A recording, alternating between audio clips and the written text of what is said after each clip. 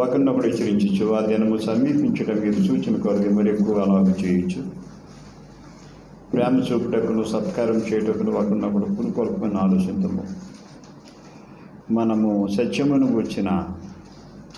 గూర్చి అనుభవ జ్ఞానం పొందిన తర్వాత బుద్ధిపూర్వకంగా పాపం చేసిన యెడల పాపమునకు బలిక ఉండదు.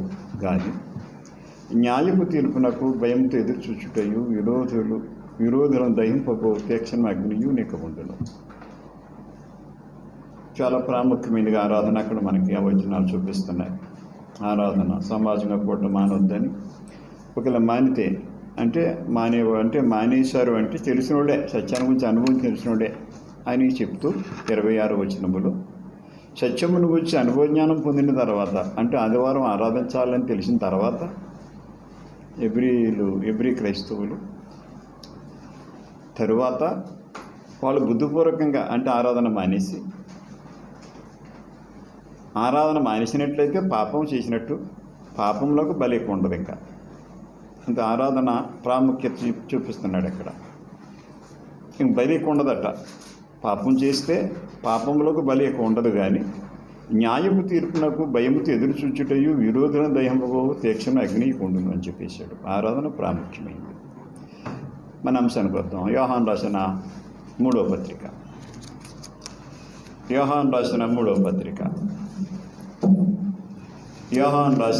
పత్రిక అపొస్తలుడైన యోహాను ఈ పత్రిక రాశాడు. మూడవ పత్రిక గాయు అనేటువంటి ఒక క్రైస్తవుడికి రాశాడు.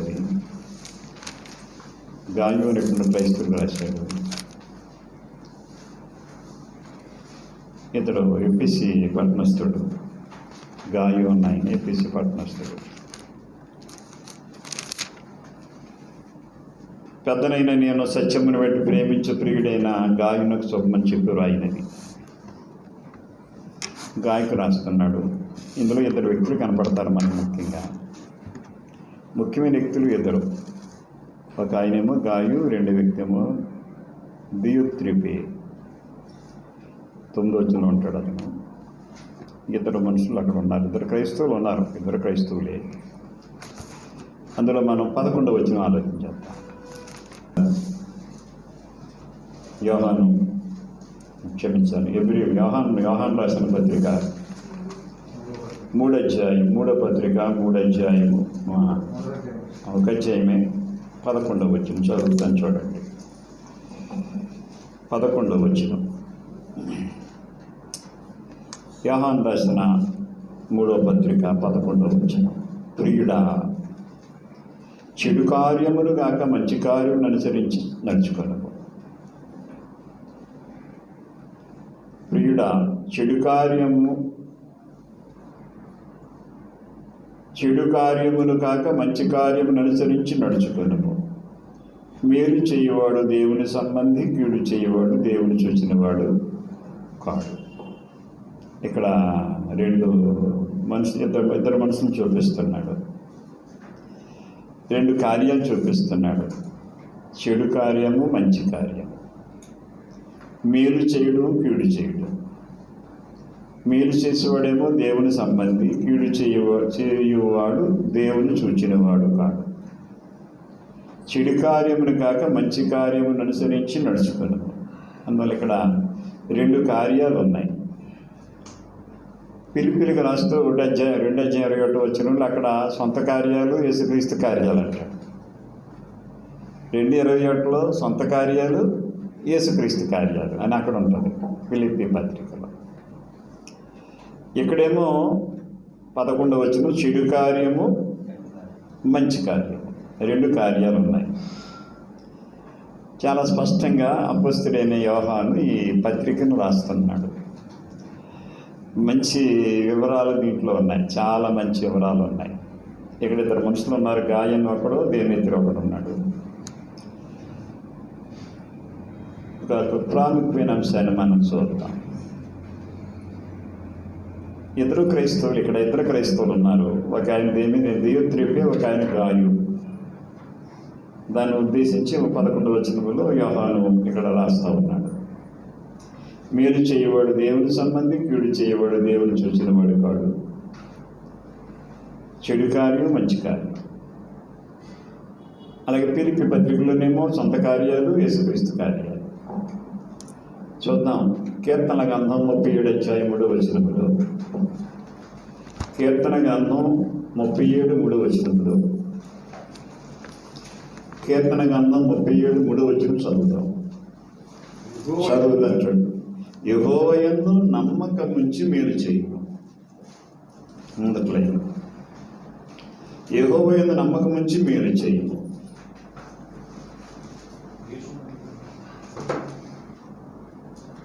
లోక 6:35 అక్కడ ప్రేమించుడి మేలు చేయుడి అని ఉంటుంది.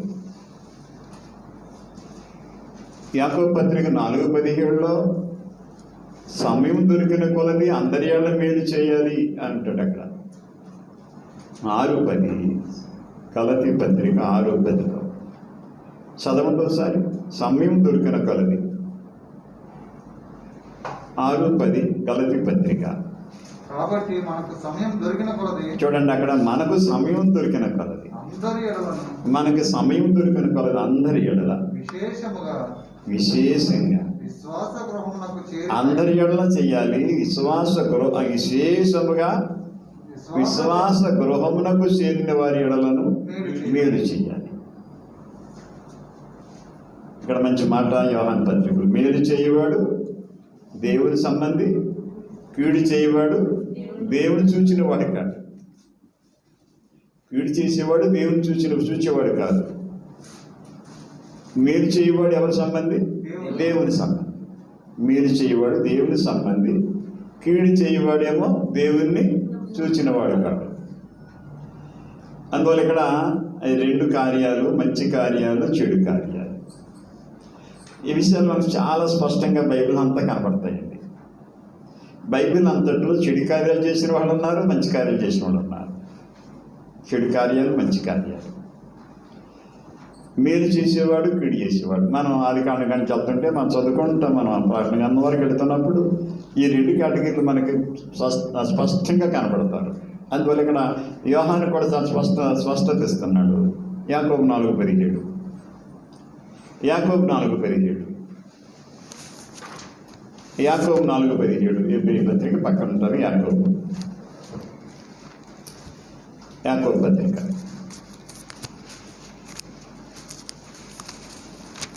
యాకోబు 4:17 కాబట్టి మేలైనది చేయి నిరిగి అలాగే చేయని వానికి పాపం కలుగుతుంది. కనుక సమయంలో ఈ అంశాన్ని మనం ఆలోచించేద్దాం. చెడు కార్యం చేసేవాడు, మంచి కార్యం చేసేవాడు. సమూయేలు మొదటి గ్రంథానికి వెళ్తాం. అక్కడ దృష్టాంతంగా మనం ఒక విషయాన్ని ఆలోచించేద్దాం. సమూయేలు మొదటి గ్రంథంలో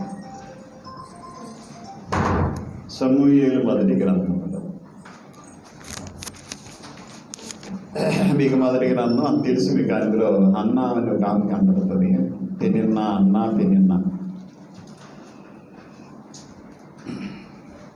అందులో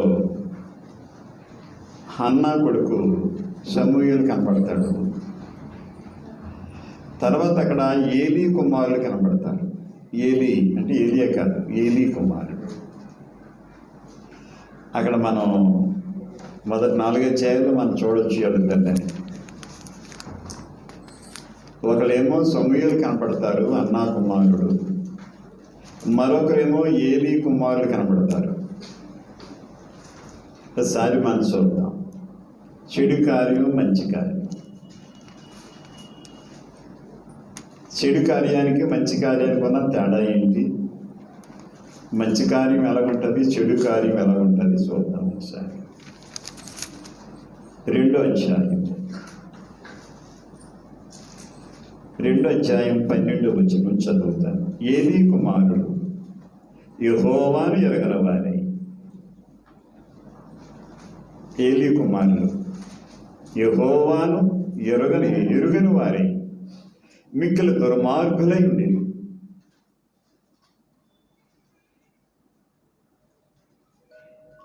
జనుల విషయమై యాజకులు చేయించు వచ్చిన పని ఏమనగా, యాజకులు చేయవలసిన పని అంటే ఇప్పుడు ఏలి యాజకుడు అతని కుమారులు వీళ్ళు.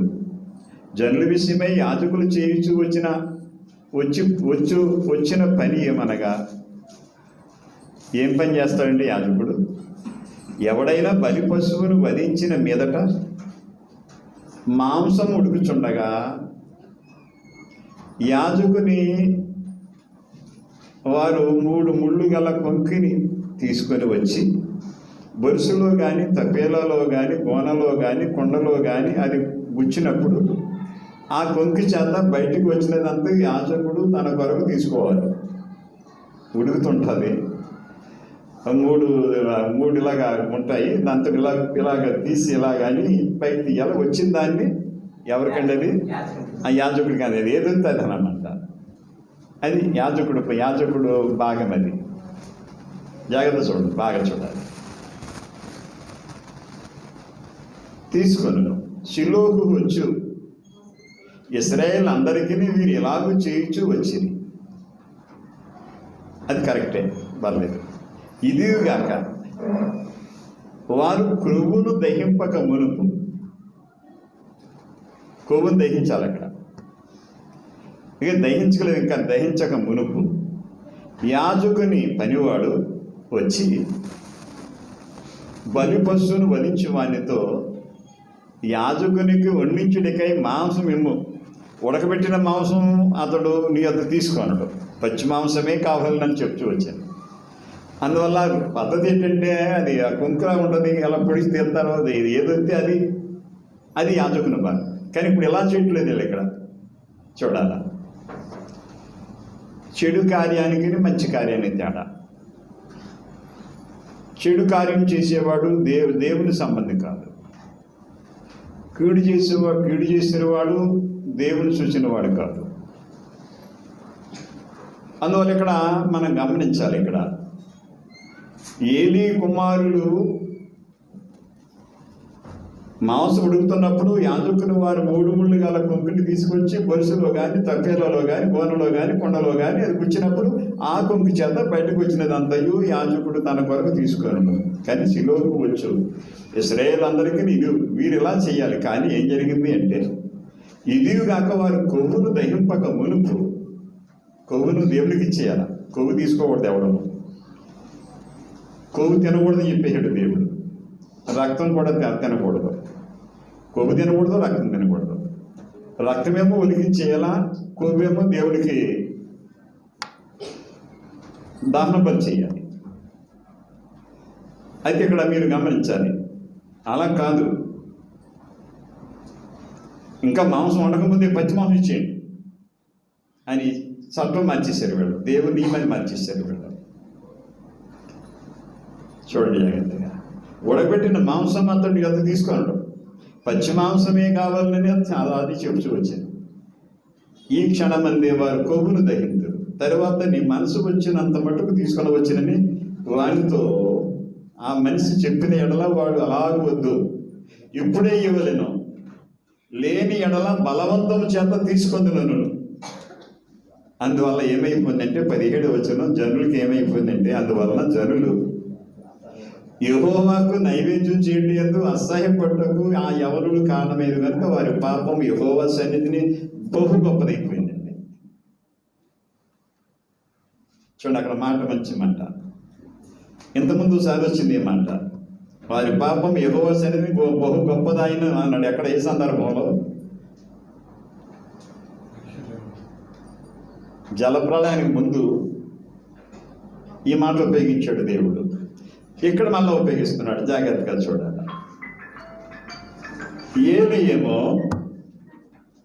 ఏలి బహు వృద్ధులు అయ్యాడంటే వాళ్ళ తండ్రి వృద్ధులైపోయి ఉన్నాడు. ఇశ్రాయేలీలకు తన కుమారులు చేసిన కార్యములన్నీ వాళ్ళు ఎంత దౌర్జన్యం అయిపోయారంటే, ఎంత దుర్మార్గులు అయిపోయారంటే, ఏలి కుమారుడు ఎంత దుర్మార్గులంటే వీళ్ళు. వాళ్ళ దుర్మార్గం మామూలుగా లేదు. చూడండి, చూస్తున్నాం మనం.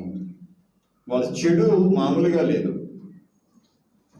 ఏలి బహు వృద్ధుడు, ఆయన ముసలవాడైపోయాడు యాజకుడు.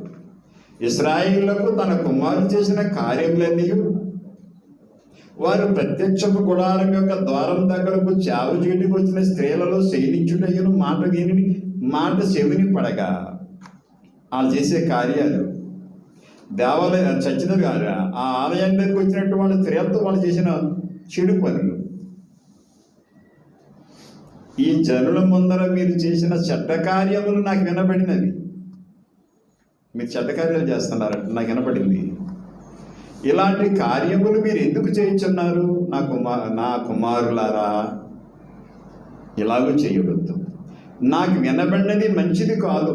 యెహోవా జనులను మీరు అతిక్రమింపజేయుచున్నారు. మీరు జనులు ఏం చేస్తున్నారంటే అతిక్రమింపజేస్తున్నారు. జనులు అతిక్రమిస్తారంటే వేరు, కానీ యాజకులుగా మీరు అతిక్రమింపజేస్తున్నారు వాళ్ళని.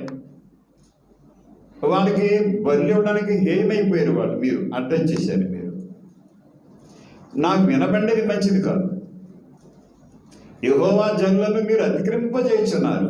25 వచ్చిన చాలా మంచి వచ్చిన అండలం చేసుకోండి. నరునికి నరుడు తప్పు చేసిన యెడల దేవుడు విమర్శ చేయను, కానీ ఎవరైనా యెహోవా విషయంలో పాపము చేసిన యెడల వాని కొరకు ఎవడు విజ్ఞాపన చేయను? నడుకు నరుడు ఒక తప్పు చేయడంటే ఎవడైనా దానికి ఎంత చెట్ల పని చేయొచ్చు. ఇది ఎలా ఉంది సంగతి? నరునికి నరుడు తప్పు చేసిన యెడల దేవుడు విమర్శ చేయను, కానీ ఎవరైనా యెహోవా విషయంలో పాపము చేసిన యెడల వాని కొరకు ఎవడు విజ్ఞాపన చేయను అని. అయితే యెహోవా వారిని సంపదలచి ఉండెను గనుక వారు తమ తండ్రి యొక్క మొరను వినకపోయిరి. జాగ్రత్తగా చూడాలి. అదే సమయంలో మనకి ఇక్కడ ఏలి కనపడుతుందో ఆలోచించేద్దాం. ఏలి గురించి తర్వాత 3:10. తరువాత యెహోవా ప్రత్యక్షమై నిలిచి ఆ రీతిగా సమూయేలు అని పిలవగా, సమూయేలు నీ దాసుని ఆలకించున్నాడు ఆజ్ఞయమనెను. అంతటి యెహోవా సమూయేలుతో ఇలాగ చెప్పాడు, ఇశ్రాయేలులో నేను ఒక కార్యం చేయబోచున్నాను, దాని వినువారందరి చెవులు గింగురుమనును. నేను ఒక కార్యం చేయబోతున్నాను తెలియజేస్తున్నాడు. సమూయేలు తెలియజేస్తున్నాడు. అసలు ఏలీకి తెలియచేయాలి ఈ విషయాలు, ఏలీ కుమారులకు తెలియచేయాలి. ఏలీ కుమారులు యాజకులుగా ఉన్నటువంటి వాళ్ళతో దేవుడు ప్రత్యక్షం అవ్వాలి. కానీ ఇప్పుడు సమూయేలు ప్రత్యక్షం అవుతున్నాడు దేవుడు. అన్నా కుమారుడు ప్రత్యక్షం అవుతున్నాడు దేవుడు. జాగ్రత్తగా చూడాలి. 27 వచ్చిన చూడండి. 2:27 బాలుడకు సమూయేలు యెహోవా సన్నిధిని ఉండి ఎదుగుచుండెను. 26 వచ్చిన బాలుడకు సమూయేలు ఇంకను ఎదుగుచు యెహోవా దయ్యందును మనుషుల దయ్యందును వర్ధిల్చుండెను అని ఉంది అక్కడ. అందువల్ల ఏలీకి ప్రత్యక్షం అవ్వాలి దేవుడు ప్రత్యక్షం అంటే చిన్న అంశం కాదండి. ఏలీకి దేవుడు ప్రత్యక్షం అవుతాడు. ప్రజలకు ఎవరికి ప్రత్యక్షం అవ్వడు దేవుడు, ఏలీకే ప్రత్యక్షం అవుతాడు. ఏలీ కుమారుడికి ప్రత్యక్షం అవ్వాలి దేవుడు, కానీ ఏలీకి ప్రత్యక్షం అవ్వడం అనేసి ఏలీ కుమారుడు ప్రత్యక్షం అవ్వడం అనేసి మనమని వచ్చినటువంటి సమూయేలుకి దేవుడు ప్రత్యక్షమయ్యాడు. సమూయేలు నీ దాసుని ఆలకించున్నాడు. సమూయేలుని పిలుస్తుంటే నీ దాసుని ఆలకిస్తున్నాడు చెప్పాడు. ఆజ్ఞమనడంటే ఎంత గొప్ప వ్యక్తి అండి సమూయేలు. చెప్పయ్యా దాసుని ఆలకిస్తున్నాడు ఆజ్ఞకి. అంతటి యెహోవా సమూయేలుతో ఇలాగ సెలవిచ్చాడు, ఇశ్రాయేలులో నేను ఒక కార్యం చేయబోచున్నాను, దాని వారందరి చెవులు గింగురమంటాయి. ఆ దినమున ఏలీ యొక్క ఇంటి వారిని గురించి నేను చెప్పినదంతా వారికి రప్పించను, దాన్ని చేయ మొదలుపెట్టి దాన్ని ముగింతాను. తన కుమారులు తమను తాము శాపగ్రస్తులుగా చేసుకొనిచున్నారని దాన్ని ఎరిగి వారిని అడ్డగించలేదు. బతిమాలుతున్నాడు, కుమారులారా అలాగే చేస్తున్నారయ్యా మీరు. చూడండి, కుమారులారా, నా కుమారులారా, ఎంత చూడండి ప్రేమ చూడండి ఎలా ఉందో. నా కుమారులారా ఇలాగూ చేయవద్దు, నాకు వినబడేది మంచిది కాదు. యెహోవా జనులను మీరు అతికింపు చేస్తున్నారు. ఇది ఎంత ఎలా ఉందంటే మరి ఏదో వెన్నపూస రాసినట్టుగా ఉంది. ఏలి హెచ్చరిక కుమారులకి. చేసేదేమో ఎలాంటి విధానం చేస్తున్నారండి వాళ్ళు, ఎలాంటి తప్పు చేస్తున్నట్టుగా ఉందండి అక్కడ వాక్యంలో. ఏమ్మా, వారి పాపం యెహోవా సన్నిధిని బహు గొప్పదాయను అయితే ఇక్కడ ఏమంటున్నాడండి, నా కుమారులారా అలాగే ఏం చేస్తున్నారు అబ్బాయి మీరు? దేవుడు అంటున్నాడు చూడండి, దేవుడు ఏమంటున్నాడు చూడండి. ఏలి యొక్క ఇంటి వారి నుంచి నేను చెప్పినంత వారికి రప్పించును, దాన్ని చేయ మొదలుపెట్టి దాన్ని ముగించును. తన కుమారులు తమను తాము శాపగ్రస్తులుగా చేసుకుంటున్నారని తాను ఎరిగియూ వారిని అడ్డగించలేదు కనుక అతని ఇంటికి నిత్యమైన శిక్ష విధించనని నేను అతను తెలియజేస్తున్నాను. కాబట్టి ఏది ఇంటి వారి దోషమునకు బలి చేతనైనను నైవేద్యము చేతనని అన్నటికీ ప్రాయశ్చిత్తం చేయబడదని నేను ప్రమాణపూర్వకంగా ఆజ్ఞాపించింది. ఇంకా దానికోసం వాళ్ళు ఏం చేసినా దానికి కుదరదు. జాగ్రత్తగా చూడాలి. తరువాత సమూయేలు ఉదయం మొదలు పండుకొని లేచి యెహోవా మందిరపు తలుపులను తీసిన గాని భయపడి తనకు కలిగిన దర్శన సంగతి ఏలీతో చెప్పలేదు ఏలీతోటి. అయితే ఏలి సమూయేలు నా కుమారుడా అని సమూయేలు పిలవగా అతడు చిత్తము నేను ఇక్కడ ఉన్నానన్నాడు. ఏలి నీతో యెహోవా ఏమి సెలవిచ్చినా మరుగు చేయక దయచేసి నాతో చెప్పు. అది విషయాలన్నీ ఏలితో చెప్పాలి దేవుడు, కానీ ఏలిని పక్కకి ఇంటించాడు దేవుడు. యెహోవా నీతో ఏం చెప్పాడు సెలవిపోయినా చెప్పయ్యాడు. ఆ నీతో సెలవించిన సంగతులు ఏదైనా నువ్వు మరుగు చేసిన ఎడల అంతకంటే అధికమైన కీడు ఆయనని కలుగు చేయను కాక అని చెప్పేసాడు. సమూయేలు దేనిని మరుగు చేయక సంగతి అంతా అతనికి సెలవిచ్చాడు, తెలియజేశాడు. ఏలి విని చూడండి, ఇక్కడ ఉంచండి, సెలవిచ్చిన వాడు యెహోవా, తన దృష్టికి అనుకూలమైందని ఆయన చేయను కాక అని. ఇక్కడ కూడా మళ్ళీ గారామనండి, తప్పు అయిపోయిందని అనుకోలేదు. ఇక్కడ ఏలి విని సెలవిచ్చిన వాడు యెహోవా, తన దృష్టికి అనుకూలమైందని ఆయన చేయను కాక. నేను సమూయేలు పెద్దవాడు కాగా యెహోవా అతనికి తోడై ఉన్నందున అతని మాటలలో ఏదీ తక్కువలేదు. జాగ్రత్తగా చూడాలి. 10 వచ్చి 4:10 2 విషయాలు అక్కడ ఉన్నాయి. అది చెడు కార్యము, మంచి కార్యం. మళ్ళీ మీరు జ్ఞాపకం పెట్టుకోండి. అక్కడ యోహాను రాసిన 3వ పత్రిక 11 వచ్చినసారి మళ్ళీ చదవండి. సుబ్రహ్మణ్య గారు చదవండి.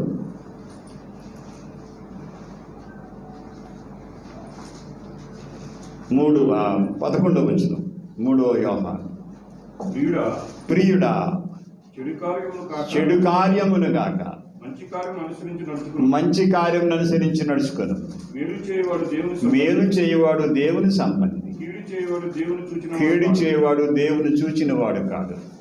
2 సందర్భాలు ఇక్కడ ఉన్నాయి, 2 విధానాలు మనం మాట్లాడుకుంటున్నాం. 4:10 వచ్చిన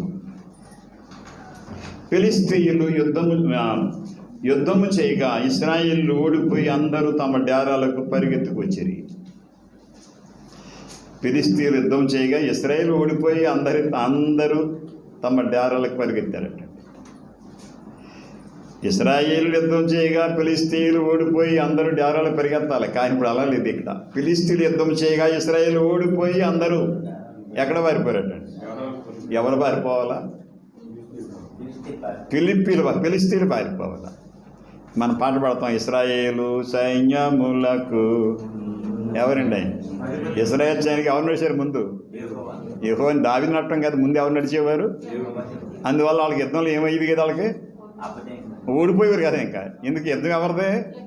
యెహోవా యుద్ధం చేసేవాడు అనమాట. అంటే వెనకాల వీళ్ళు మామూలుగా ఉంటమే. ఎరుకో పట్టణానికి యుద్ధం చేశారా ఏమైనా ప్రజలు? ఏం చేశారండి? కాలికొండ పట్టుకుండి, బోర్లు పట్టుకుండి ఊరు చుట్టూ తిరిగారండి. ఎన్నిసార్లు తిరిగారండి? 7 సార్లు తిరిగితే ఏమైపోయింది? యుద్ధం చేయలేదు కదా వీళ్ళు. యుద్ధం చేశారు, కత్తి పట్టుకోండి, చేయలేదు. అంటే ఎందుకు ఎవరిదే? యెహోవాది. కానీ ఇక్కడ ఎలా చూడండి, ఇక్కడ తారుమారు అయిపోయింది. 4 వచ్చాయి. జాగ్రత్తగా చూడాలి. పరిగెత్తిరి. అప్పుడు అత్యధికమైన వధ జరిగాను. ఇశ్రాయేలీలలో 30,000 కాలు బలము కూలిపోయిందటండి. చూసారా ఏం జరిగింది? యాజకులు పాపానికి కారణమైపోతే, యాజకుని కుమారులు పాపానికి కారణమైపోతే ఏం జరిగిపోతే 30,000 కాల్బలం కూలిపోయింది. ఓడిపోయి పారిపోయారు. 30,000 మంది చచ్చిపోయారు. కాల్బలం. మరియు దేవుని మందసం పట్టబడింది. అది అది కాకను ఒప్పిని ఫినెహాసులకు ఏలి యొక్క ఇద్దరు కుమారులు హతులైపోయారు. చెప్పబడింది 3వ అధ్యాయంలో. ఇద్దరు కుమారులు చచ్చిపోయారు. ఏలి యొక్క ఇద్దరు కుమారులు హతులయ్యారు. ఆనాడే బెన్యామీనీయుడు ఒకడు యుద్ధభూమిలో నుండి పరిగెత్తుకొచ్చి చినిగిన బట్టలతోనూ తల మీద దుడితోనూ సిలువలో ప్రవేశించాను. అతడు వచ్చినప్పుడు ఏలి మంచం విషయమై గుండి అవిచు త్రోపక్కను పీట మీద కూర్చుండి ఎదురు చూచుచుండెను. ఆ మనుషులు పట్టణంలో వర్తమానం తేగా పట్టణస్థులందరూ కేకలు వేసిరి. ఏలి ఆ కేకలు విని ఈ గల్లత్తు ఏమని అడగగా ఆ మనుషుడు త్వరగా వచ్చి ఏలితో సంగతి తెలియజెప్పాడు. ఏలి 98 ఏండ్ల వాడై ఉండెను. అతనికి దృష్టి మందగిలినందున అతని కండ్లు కానకరాకుండెను. ఆ మనుషుడు యుద్ధములో నుండి వచ్చిన వాడని నేనే, నేడు యుద్ధములో నుండి పరిగెత్తుకు వచ్చిందని ఎరుగుతనగా అతడు నాయన అక్కడ ఏమి జరిగిందని అడిగాను. అందుకు అతడు ఇశ్రాయేలీయులు ఫిలిష్తీయుల ముందర నిలువలేక పారిపోయిరి. జనులలో అనేకులు హతులయ్యిరి. ఒప్పిని ఫినెహాస్ అంటే ఏలి కొడుకులు ఇద్దరు అను నీ ఇద్దరు కుమారులు హతులయ్యిరి, మృతులయ్యిరి. మరియు దేవుని మందసం పట్టబడింది. ఫిలిష్తీయులు పట్టుకోని మందసాన్ని దేవుని మందసమును మాట అతడు వీళ్ళ పలకగానే ఏలి ద్వారం దగ్గర నున్న పీఠం మీద నుండి వెనుకకు పడి మెడ విరిగి చనిపోయాడు. ఏలయనగా అతడు వృద్ధుడై బహు స్థూలదేహి అయి ఉండెను. అతడు 40 సంవత్సరములు ఇశ్రాయేలుకు న్యాయం తీర్చాను. చూడాలి సోదరులారా, ఏలి కోడలకు ఫినెహాసు భార్యకు అప్పటికి గర్భము కలిగి కను ప్రొద్దులై ఉండగా దేవుని యొక్క మందసం పట్టబడిననియు తన మామయు తన పెనిమిటియు చనిపోయిననియు ఆమె విని నొప్పులు కలిగి మోకాళ్ళ మీదకి కృంగి పసమయ్యను. ఆమె మృతి పొందుతుండగా దగ్గర నిలిచిన స్త్రీలు ఆమెతో భయపడవద్దు, కుమారుని కంటివని అనివి. కానీ ఈమె ప్రత్యుత్తరం మీకు రక్ష పెట్టకై ఉండినది. దేవుని మందసం పట్టబడిన సంగతిని తన మామయు పెనిమిటియు చనిపోయిన సంగతి తెలుసుకొని ప్రభావము ఇశ్రాయేలు నుండి పోయిందని చెప్పి ప్రభావం ఇశ్రాయేలు నుంచి పోయింది. ఇశ్రాయేలు నుంచి పోయింది ప్రభావం చెప్పి తన బిడ్డకు యకాబోద్ అని పేరు పెట్టిందంట. యకాబోద్ అంటే ఏంటి? ప్రభావం పోయింది. దేవుని ప్రభావం పోయింది. ప్రభావం పోయిందంటే మహిమ పోయింది వాళ్ళ నుంచి. గమనించాలి. చెడు కార్యం చేస్తే దేవుని సంబంధి కాడు వాడు. ఇక్కడ మనం ఆలోచన చేస్తాం. దేవుని మందసం పట్టబడిపోయినందున ప్రభావం ఇశ్రాయేలు నుండి చెరపట్టబడి పోయినని ఆమె చెప్పింది. చచ్చిపోతే ఏం చెప్పింది తెలుసండి? మంచి మాట చెప్పింది ఆ కోడలు. ఇంకేముంది? ఇశ్రాయేలీల నుంచి ప్రభావము ఇశ్రాయేలీల నుండి చెరపట్టబడిపోయినని ఆమె చెప్పింది. చెరపట్టబడిపోయింది, మహిమ ప్రభావం పోయింది. ఇంకా ఇక్కడ మనం ఆలోచన చేద్దాం. ఇంకా మనం ముందుకు వెళ్ళండి, జాగ్రత్తగా ఆలోచించాలి. మనం బైబిల్ గ్రంథంలో ఎన్నో విషయాలు ఆలోచన చేయాలి. చాలా జాగ్రత్తగా ఆలోచన చేయాలి. బైబిల్ ఏం చెబుతుందో జరుగుతుంది, అది నెరవేరుతుంది. వాస్తవం బైబిల్ గ్రంథం. బైబిల్ వాస్తవమైన గ్రంథం. మనుషులు చేస్తారా చెయ్యరా తర్వాత సంగతి, కానీ బైబిల్ వాస్తవం. దేవుడు నమ్మదగిన వాడు. ఏమంటే అది జరుగుతుంది అనేది వాస్తవం. తప్పక నెరవేరుస్తానయ్యా, నేను ప్రారంభించాను ఆ కుటుంబం పని, అది ముగించి పడిపోద్ది అని చెప్పేసాడు దేవుడు. ముగించేసాడు దేవుడు. దేవుడు ప్రారంభించాడంటే ముగించేస్తాడు. దేవుడు నమ్మదగిన వాడు కనుక ఆయన ఎవరండి? ఆయన దేవుడు ఎవరండి? నమ్మదగినవాడు. నమ్మదగినవాడు కనుక ఆయన ఏం చెప్తాడు అది నెరవేరుస్తాడు. దేవుడు నమ్మదగినవాడు. మానవుడు నమ్మదగినవాడు కాదు. ఏ మనుషుడు నమ్మదగినవాడు కాడని చెప్పేశాడు దేవుడు. మనుషుడు నమ్మదగినవాడు కాదు, దేవుడు నమ్మదగినవాడు. ఆయన ఏం చెప్తే దాన్ని నెరవేర్చేస్తాడు. ఆలోచించాలి. అపోస్తుల కార్యాలు 5వ అధ్యాయంలో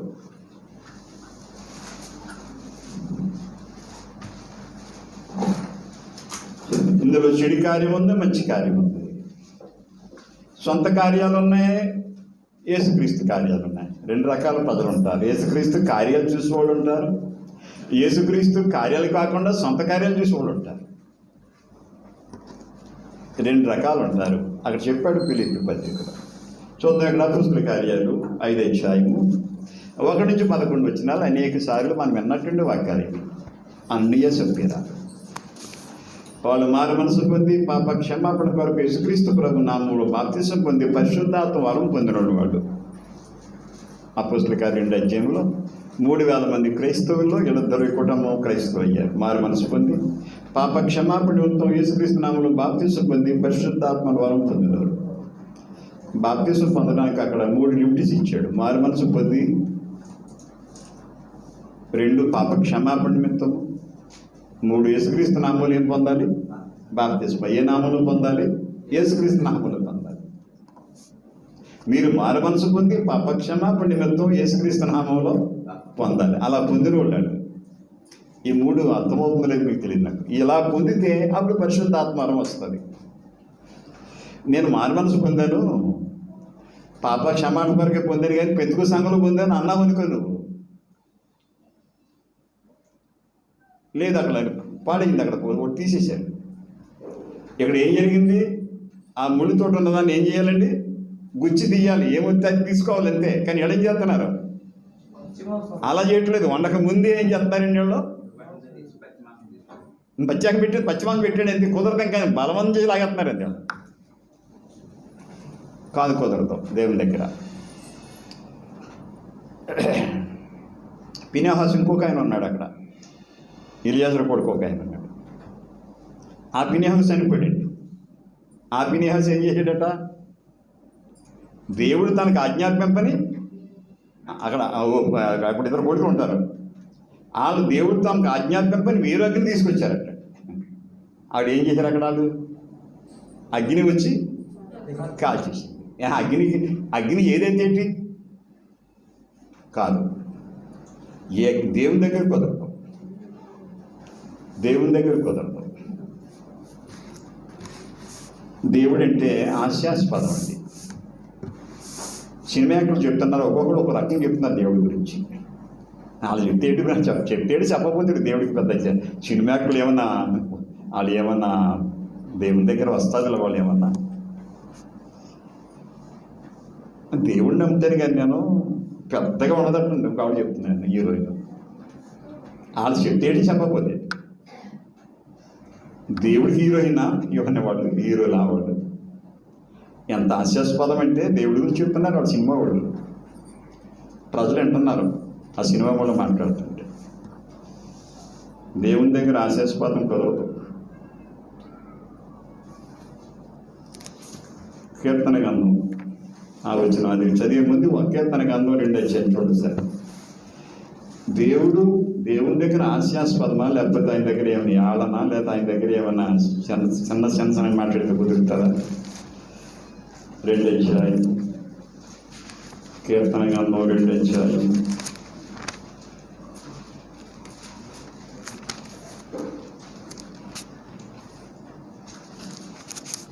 2 అధ్యాయము 2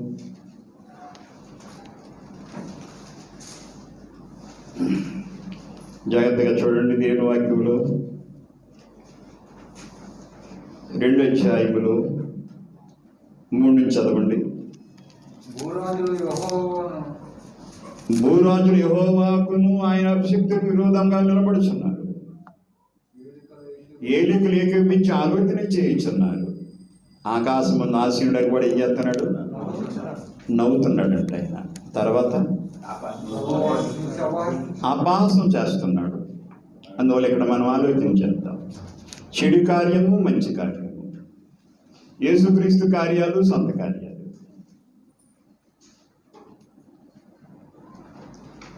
అపొస్తలుల కార్యాలు 5వ అధ్యాయంలో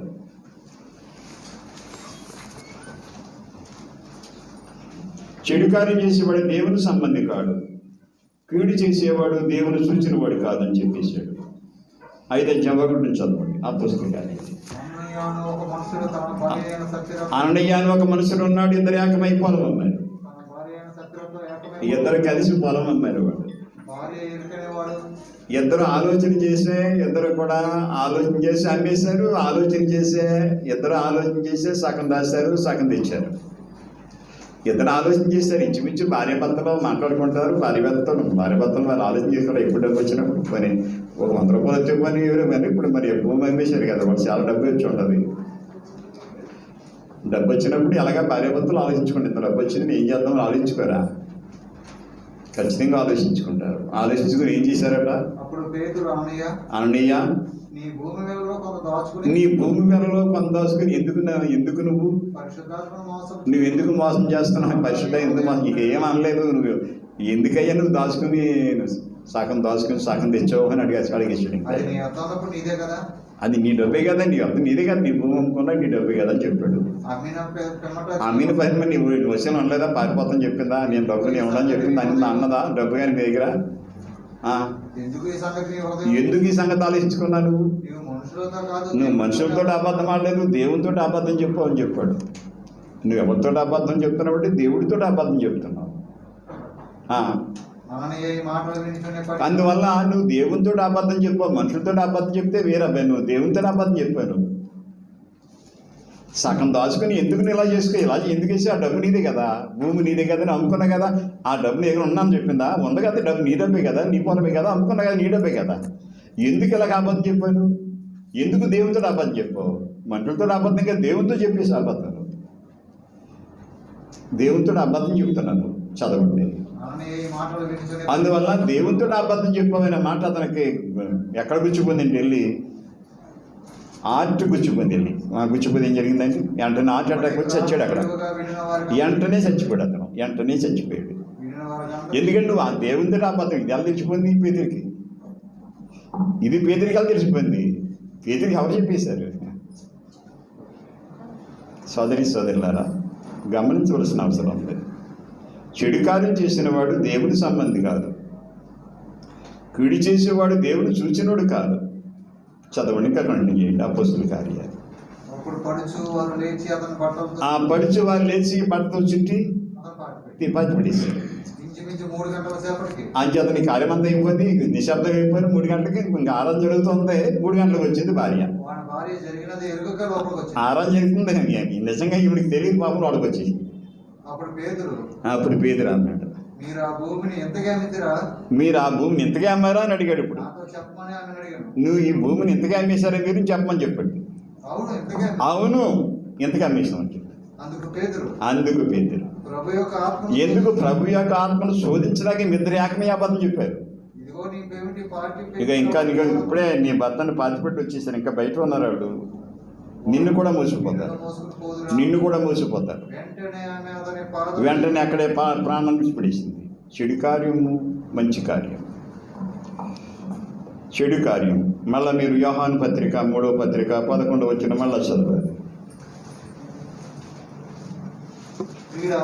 ప్రియుడా, చెడు కార్యమును కాక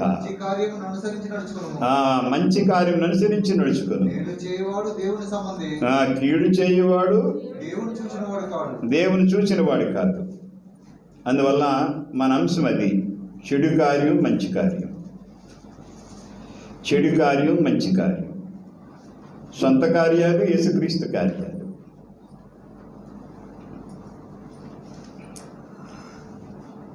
మన సంపాదనలో సొంత కార్యాలు ఉన్నాయి, యేసుక్రీస్తు కార్యాలు ఉన్నాయి. యేసుక్రీస్తు కార్యాలు సొంత కార్యాలు. అపోస్తుల కార్యాలు 12వ అధ్యాయం చదువుతాం. అక్కడ 12వ అధ్యాయంలో ఒక రాజు హేరోదు రాజు అయినా 12వ అధ్యాయంలో హేరోదు రాజు కనపడతారు. 12వ అధ్యాయం 1 నుంచి కానీ అంత చదువుతలేదు, 20 నుంచి చదువుతాం.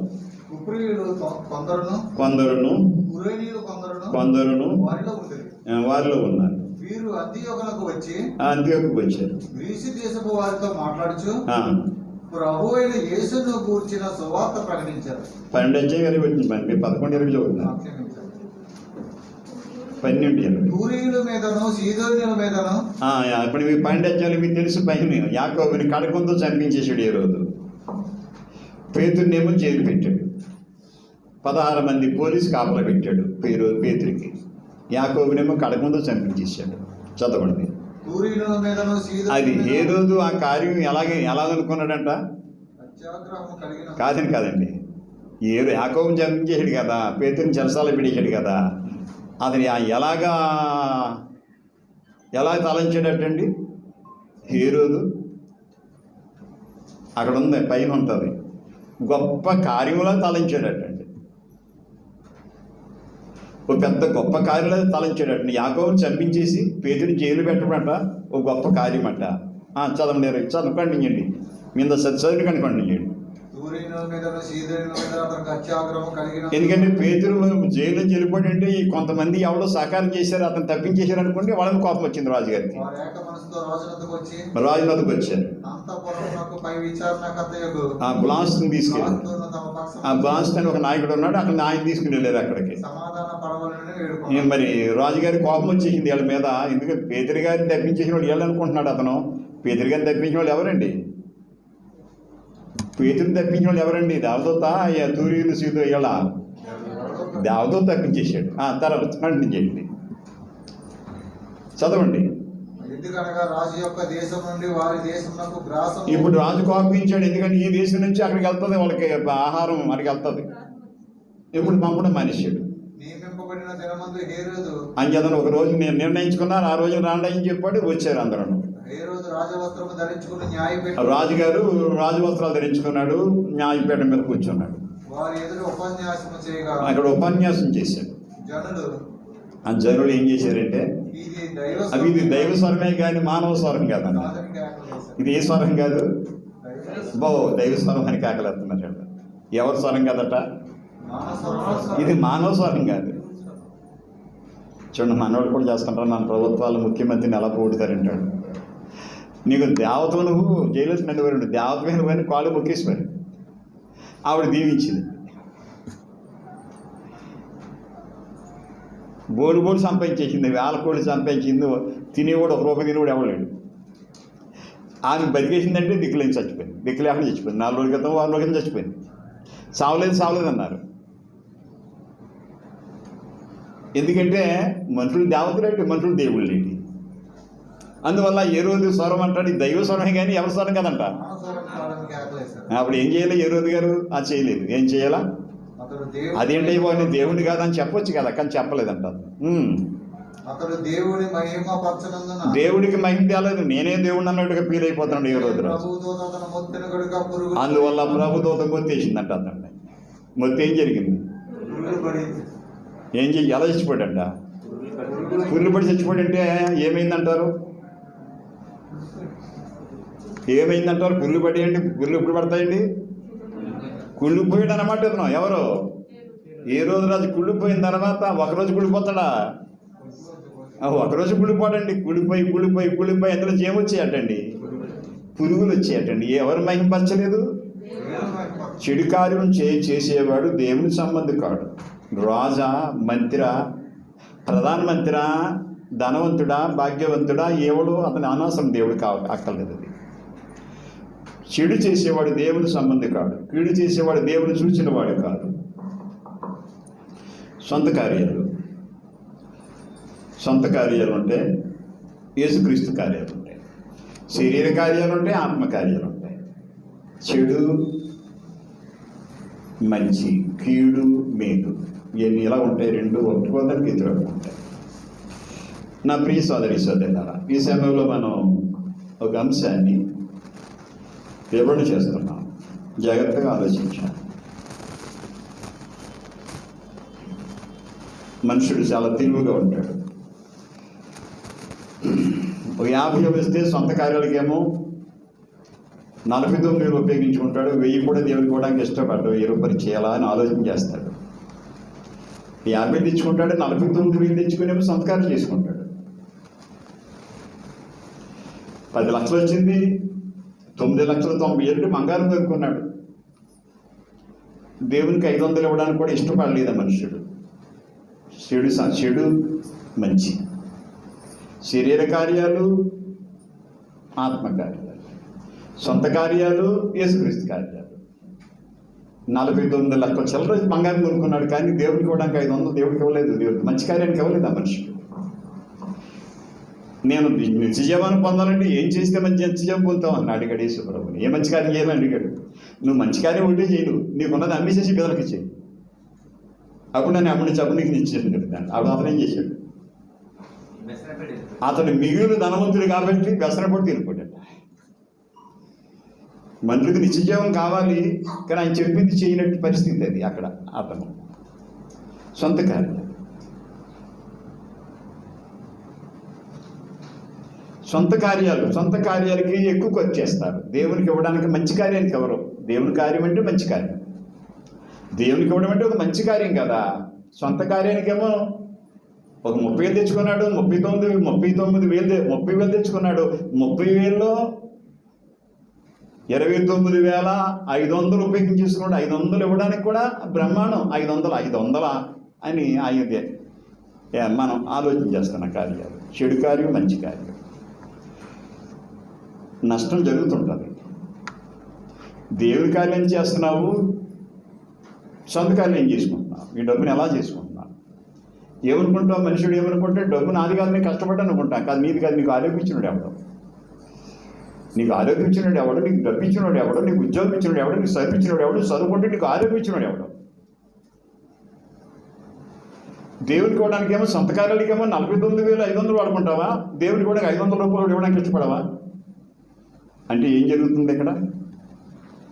చెడు చేసేవాడు ఎవరి సంబంధం అండి? దేవుని సంబంధం కాదు వాడు. కీడు చేసేవాడు ఎవరిని చూడండి? దేవుడు చూసినాడు కాదు. యేసుప్రభు అంటాడు కదా, మీ ధనాన్ని ఎక్కడ కూర్చోమంటాడు? పరలోకంలో డబ్బులు కూర్చుకుంటాం. అంటే మనకి అకౌంట్ ఉంది అక్కడ ఏమన్నా? ఈ అకౌంట్లో మనం అక్కడ ఏమైనా మరి క్రెడిట్ ఇలా డెబిట్ కూడా మా ఫారం ఏమైనా కూర్చేసి పెట్టుకోవాలి అక్కడ? మంచి కార్యాలు, యేసుక్రీస్తు కార్యాలు అక్కడ నీ యొక్క అకౌంట్లో డబ్బు లేదు, నీకేమిది? నీ అకౌంట్లో డబ్బు లేదు కాబట్టి నీ అకౌంట్కి ఏమి రావట్లేదు. నీ అకౌంట్లో డబ్బు లేదు. నీ అకౌంట్లో నీ సొంత కార్యాలు చేసే తప్ప యేసుక్రీస్తు కార్యాలు చేయలేదు. నీ అకౌంట్లో లేదు అక్కడ పరలోకంలో. నీ అకౌంట్లో నుండి డబ్బు వచ్చింది నీ దగ్గరికి, నీకు సహాయం వచ్చి నీ అకౌంట్లో డబ్బు లేదు కాబట్టి అకౌంట్ నుంచి రాదండి. ఫిలిప్పీలు అట్టండి, అకౌంట్లో డబ్బు ఉందంట. వాళ్ళ డబ్బు ఏ అకౌంట్లో చూడండి సరే. 4:19 వచ్చిన ఫిలిప్పీ పత్రిక. సొంత కార్యాలు, యేసుక్రీస్తు కార్యాలు. 4:19